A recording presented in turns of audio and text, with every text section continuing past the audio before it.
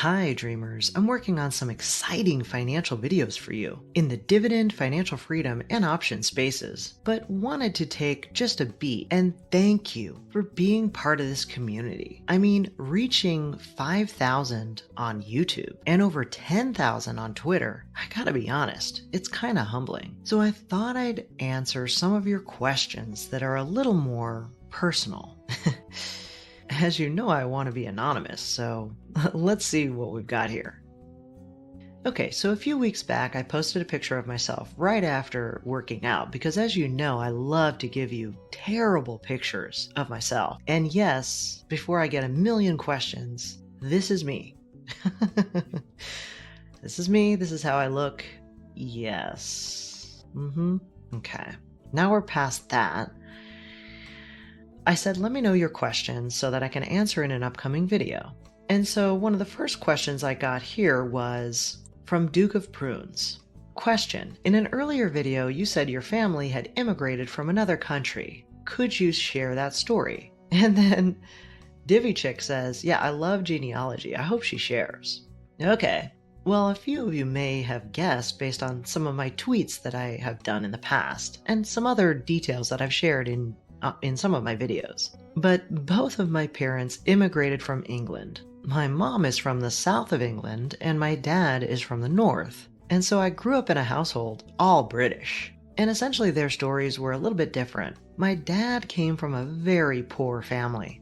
So poor that he used to talk about waking up and rubbing the top of his head to get some of the frost out of it, because they didn't have adequate heat. And so my dad was a brilliant mind who immigrated from England to the States after college in order to look for better career opportunities.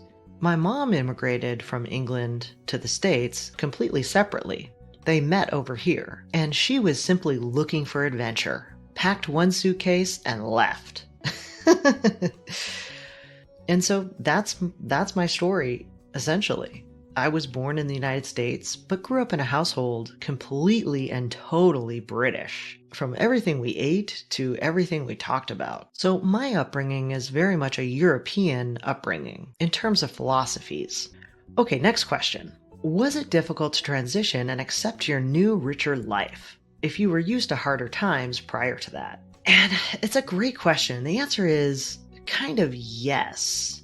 You know, I still find myself eating peanut butter on toast quite a bit. And I still have those mental structures of survival mode that sometimes kick in. Like, oh my gosh, if all of this goes away, I could live out of my car. I could downsize to a condo. You know, I think about some of those things sometimes. How if I had to downsize or go backwards, that it would be pretty easy for me to transition back to survival mode.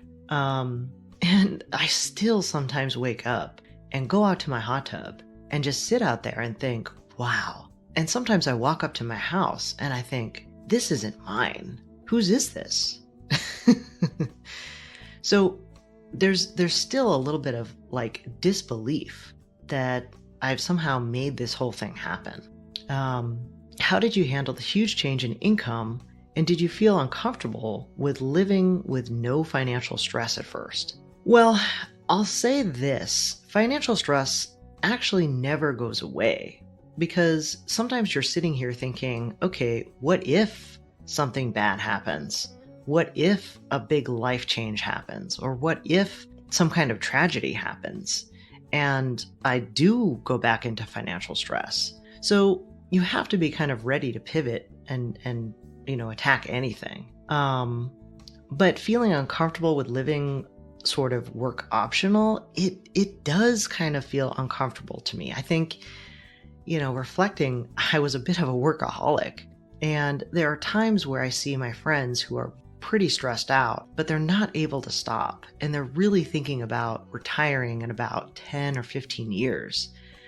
And I feel uncomfortable in that I just feel guilty that I'm not able to help them, or that they're not able to stop earlier and really relieve that stress from them. So really that's the main way that I feel uncomfortable, is that I just can't help, other people that I love in my life as much as I would like to help relieve their stress. What were the first things you chose to do as a wealthier person, knowing financial struggle would no longer be a factor? Man, these are great questions.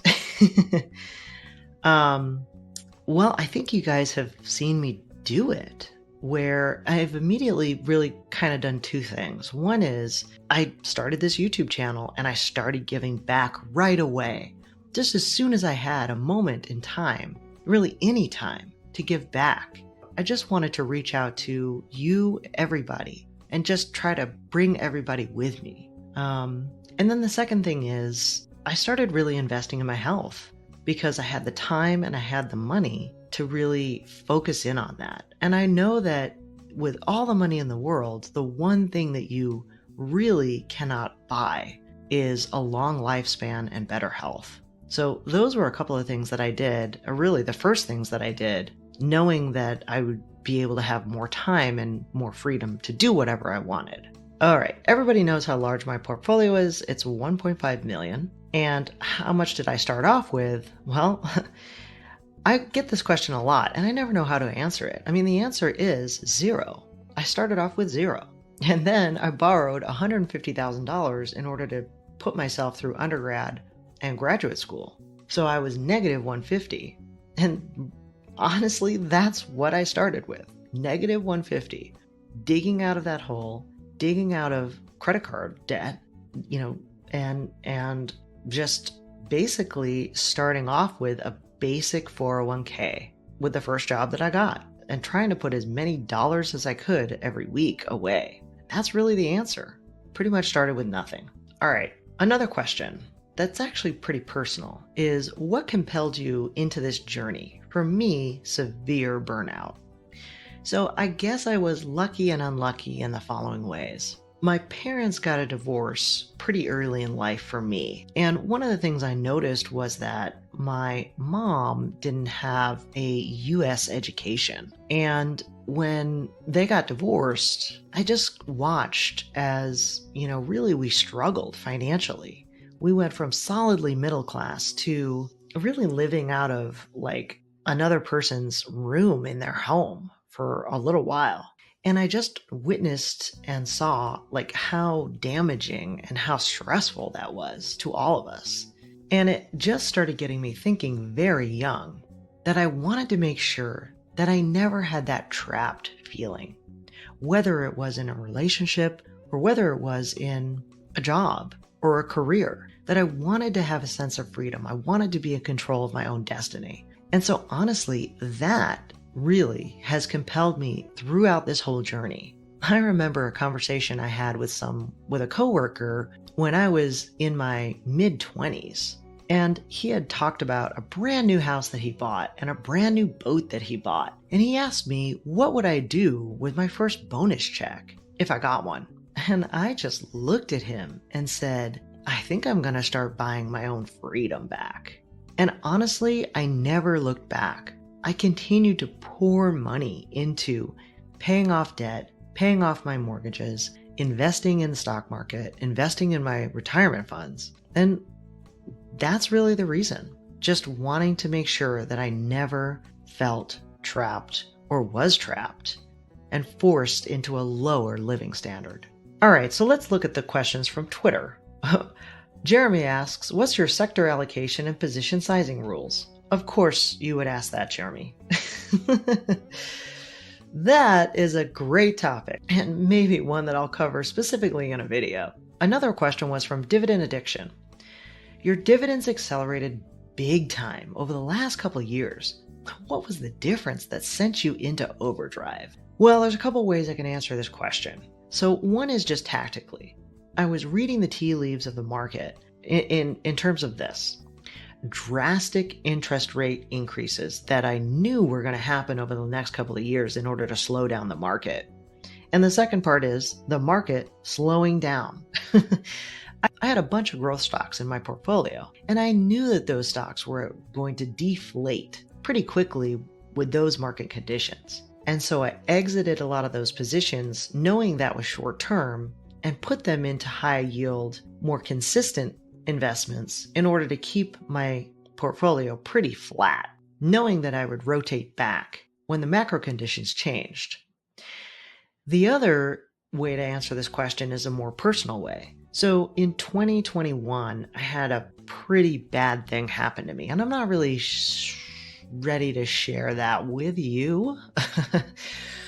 But that thing that happened to me was a big wake-up call. And I really started getting serious about the potential of stopping working and really needing to rely on this safety net that I've been building for 20 years. And so in earlier videos, you probably saw me do that sabbatical experiment where I really wanted to see how my expenses lined up with my income and essentially try out this strategy and try it on with training wheels on for the first time ever.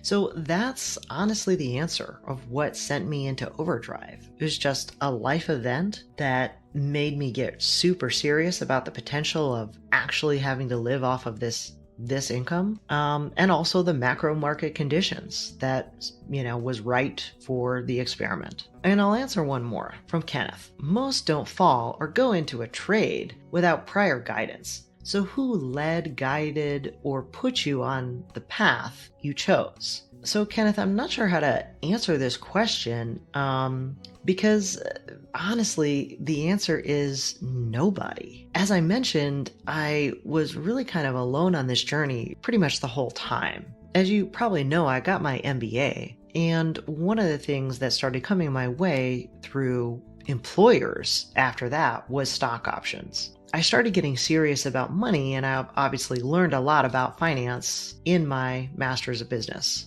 So doing business research and understanding the P&Ls was something that I was trained on through my education. And through my previous answer that I mentioned a second ago on what, the personal reasons that compelled me to want to be financially free, I just had this internal motivation and drive to learn. And so honestly, I started buying magazines at the time. Yes, I'm old enough to buy magazines.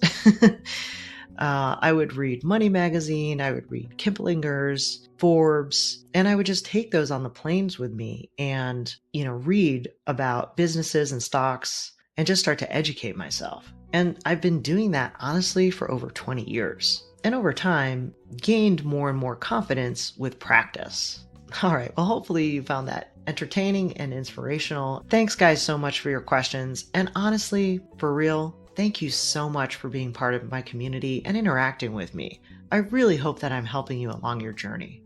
Well, that's it for today. Hey, enough about me. I want to hear from you. Here's my instructions. Go to my Etsy store, buy something, take a picture of yourself with it, and send me your story. You can find my email in the About area. Let's inspire each other. I love hearing about your successes. It actually inspires me. Well, that's it for today. If you want a richer real-time experience with me, you can always follow me on Instagram or Twitter. And if you're doing your own research using Seeking Alpha, feel free to find the link below to subscribe if you want. No pressure. And as always, I encourage you to do your own research, then implement and learn by putting it into practice. And as a reminder, I'm not a financial advisor, so keep in mind these videos are for entertainment and inspiration only. I'll see you on the flip side.